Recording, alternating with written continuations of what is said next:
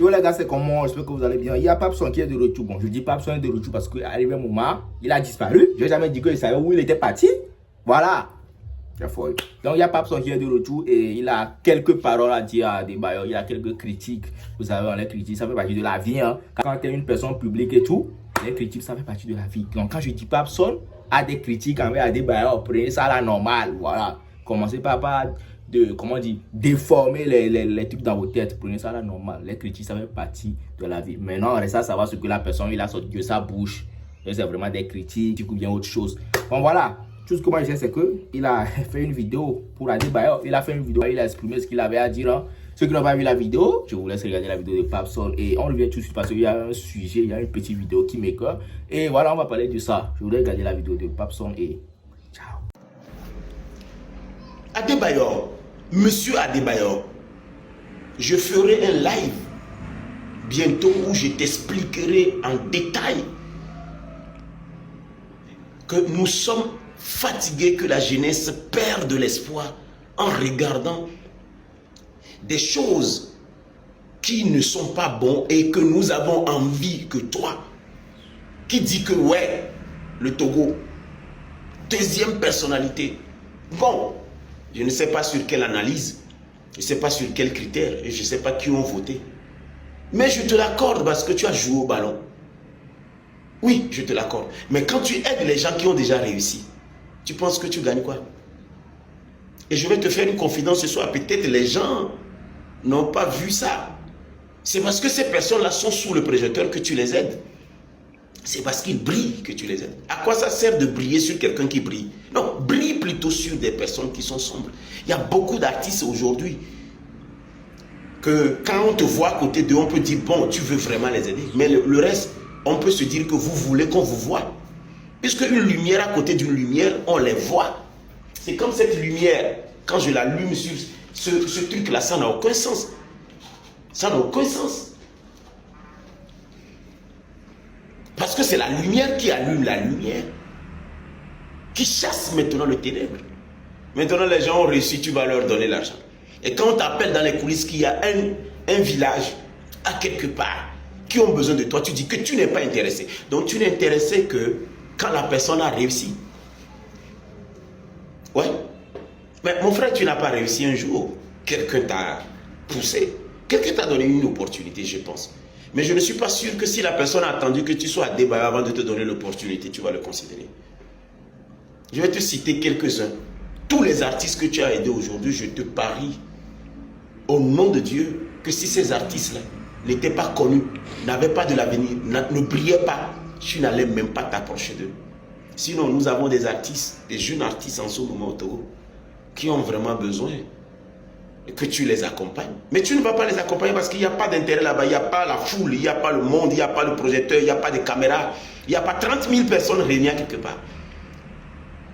Après, c'est pour dire qu'on a porté atteinte à ta personnalité. En quoi on porte l'atteinte à une personnalité si cette personnalité ne comprend pas que nous sommes plutôt en train de lui dire les choses qui peuvent l'échapper. Quand vous êtes devant, c'est le monde qui vous voit. Mais est-ce que vous savez combien vous voit? C'est à nous de vous dire ce qui ne va pas. Vous raccrochez le téléphone, on vous rappelle, vous prenez. Le live va se faire bientôt. J'ai appelé à Adebayor, puisque il y a une équipe à Gounongo Nord qui sont fiers d'avoir une légende comme ça. Et quand j'ai commencé, il m'a dit qu'il ne veut pas parler parce qu'il ne veut pas être sur les réseaux sociaux. Cela m'a fait rigoler. Un monsieur qui dans toute la journée sur les réseaux sociaux, qui monte ses chaussures, ses voitures, sa maison, ses routes, qui invite même les gens à venir manger chez lui. On lui dit qu'il y a des enfants qui jouent au football, qui ont ramené une coupe. Il n'arrive pas à prêter 2 minutes à la personne qui l'appelle, soit disant qu'il ne veut pas être sur les réseaux sociaux. Et c'est comme si c'est le policier qui demande pardon au voleur. C'est un paradoxe.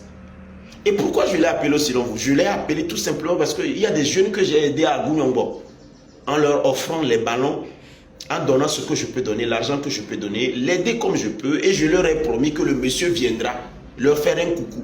Même s'il ne les fait pas un coucou, il fera quand même une vidéo pour les envoyer. C'est pas ma famille. C'est pas ma maman, c'est pas mon cousin.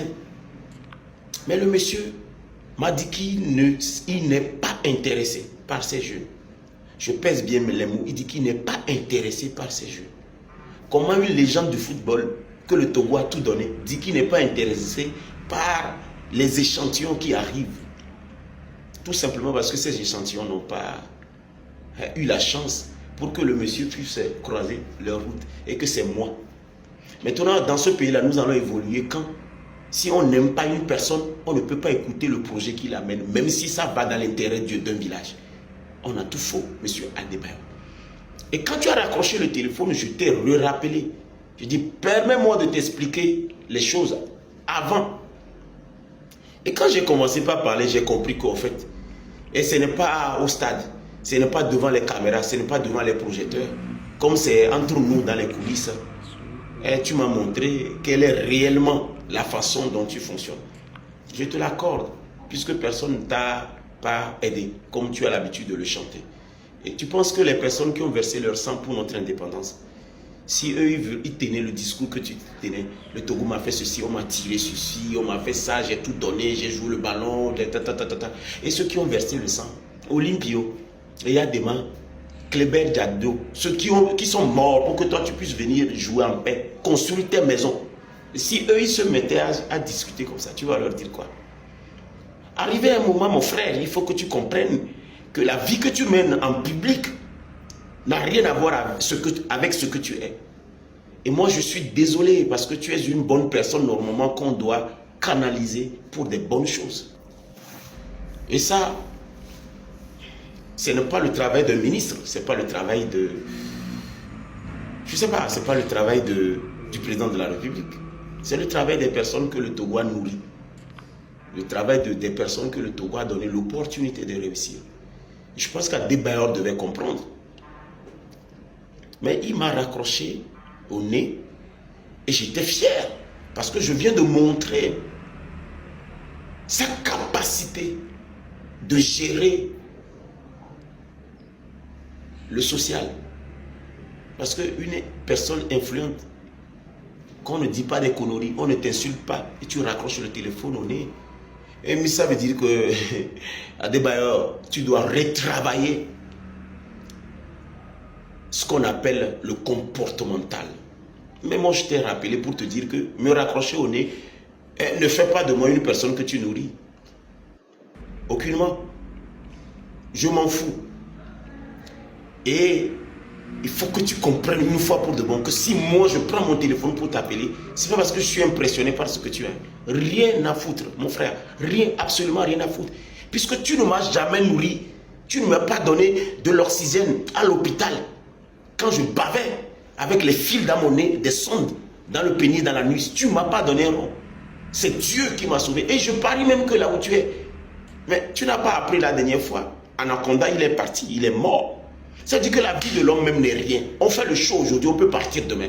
Si on se rappelle au moins de ce minimum, je pense qu'on va témoigner un peu de l'amour à des personnes qui nous envient ou les personnes qui nous détestent. Tu sais, c'est en faisant du bien qu'on détruit le mal. Et moi, j'ai toujours dit, si la jarre de quelqu'un est cassée, ce n'est pas une raison pour qu'il empêche la route du marigot. Mais celui qui crache en l'air doit s'attendre à recevoir du crachat dans le visage. Et c'est d'ailleurs pourquoi je dis, on ne marche pas sur les testicules d'un aveugle 2 fois. Parce que, mon frère, il y a une chose que vous ne savez pas, le petit rail là, c'est lui qui transporte gros train. Et c'est d'ailleurs pourquoi même ceux qui sont impuissants pissent. Et ils arrivent à pisser. C'est à cause du respect que je viens vers toi. Mais pas parce que je m'en dis. Et d'ailleurs, j'ai reconnu mon leadership le jour où j'ai eu le courage de te rappeler quand tu as raccroché le téléphone et tu as décroché. Et je t'ai dit, mais ne me dis plus jamais, et ça je te le dis avec toute humilité, humblement devant le drapeau qui est derrière là, ne me dis plus jamais que les réseaux sociaux ont fait ceci ou ont fait cela. Toi-même, tu es sur les réseaux sociaux. Je pense qu'il y a du côté positif et du côté négatif sur les réseaux sociaux. Le direct, c'est pour bientôt.